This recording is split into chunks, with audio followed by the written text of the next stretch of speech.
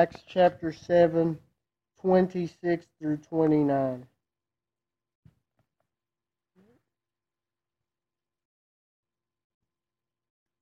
The next day he visited, this is referring to Moses. This is after he murders this guy mistreating the slaves in Egypt, the Israelite people. Visited them again and saw two men of Israel fighting. He tried to be a peacemaker. Gentlemen, he said, you are brothers, and you shouldn't be fighting like this. It is wrong. So we see the division here, right here, among the people. It doesn't specify what they're fighting over, but there's feuds between Israel. There's fighting among themselves. There would have been no way while they're fighting that Moses could have been any type of leader to bring them out. God had to intervene. Moses didn't know that. Moses thought, okay, I can do this and show the people that. But oftentimes without the Lord, things don't happen. And sometimes people do try to do stuff without the Lord, and it only goes so far. But oftentimes with the Lord, it goes further than we could have ever thought. Moses may have just been thinking, okay, we need to get them out of slavery. But God's plan was to bring them back to the promised land. It was more than what he thought was possible at that time. Moses' plan seems like for them to just be treated right, not being mistreated as. But God's plan was for them to completely go away. Oftentimes we think of what's possible, and then God shows us what He's going to do. And it's more than, it shows us why we needed God the whole way. Because there's no way we could have got there. We didn't even think of being there. But we see the inner fighting. We see how He's trying to be a peacekeeper among these people.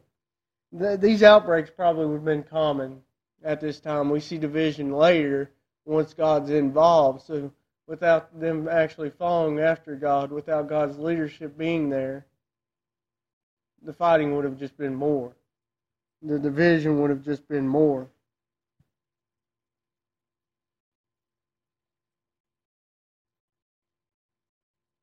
But the man in the wrong told Moses to mind his own business. Who made you the ruler and judge over us? He asked. So Moses ain't Pharaoh. He's just royalty. He does have some authority, so this guy responding to him like that probably ain't the wisest thing, because Moses probably could have had them arrested. But we see how and sometimes what Moses was telling them was accurate. They didn't need to be fighting among themselves. But sometimes, most of the time, if God wasn't leading Moses to tell them that. And oftentimes when we just tell people stuff, whether it be good advice or not, without the Lord being in it, it sounds kind of judgmental. Kind of sounds like we're knocking them down and making ourselves elevated. To this man, it sounded like Moses was trying to be in charge of things. Oftentimes people don't like that. And when we put the Lord first and then advise people, they know we're just looking out for them. Sometimes they'll understand that, and that the Lord's the one and not us. You know, Moses was speaking his own words to these people. He wasn't going off God's authority. So by him telling them this, he was using authority.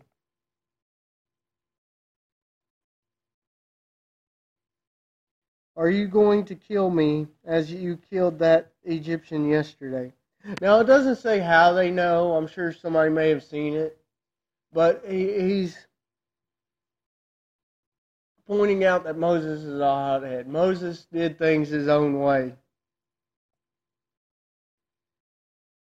You know, so they have, it also points out a very important part. Moses was hoping to show them that they could overcome what they had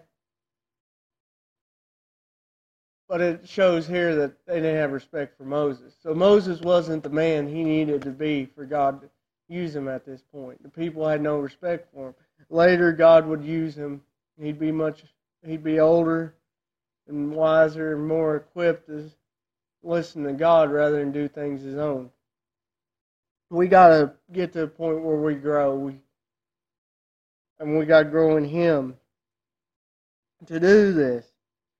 And through that, we gain his wisdom. Then we can help others. If we're not growing, then we shouldn't be advising others. If we ain't listening to him ourselves, then we shouldn't be advising others. Moses was in a place where he was telling them what to do, but he himself wasn't living a life he should be living. And oftentimes this is something the world will point fingers at the most. When we're doing wrongs, that's why we always point to Christ. Yeah, we messed up as Christians, and if we're confronted on that, we tell them.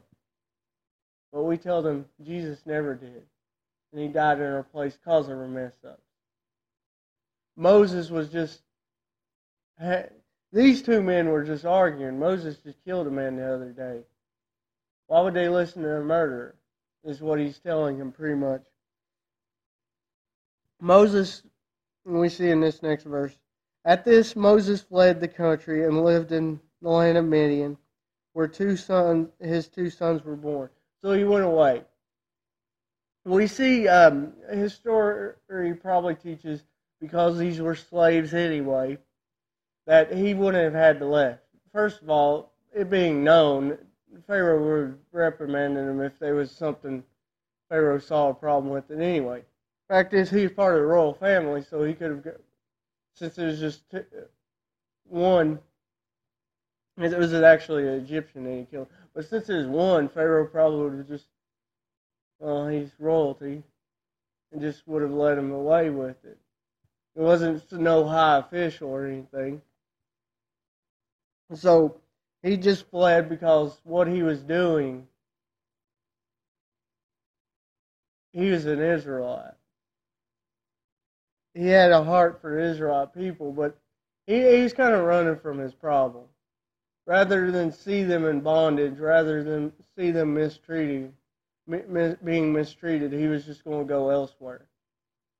That's most likely the reason why he left. So he didn't have to deal with it, didn't have to be confronted by any more people he cared for. Midian. Interesting thing of Midian is he's a descendant of Abraham. We see that in Genesis. Midianites typically lived in, I believe, the area of Saudi Arabia. So he goes a little bit away.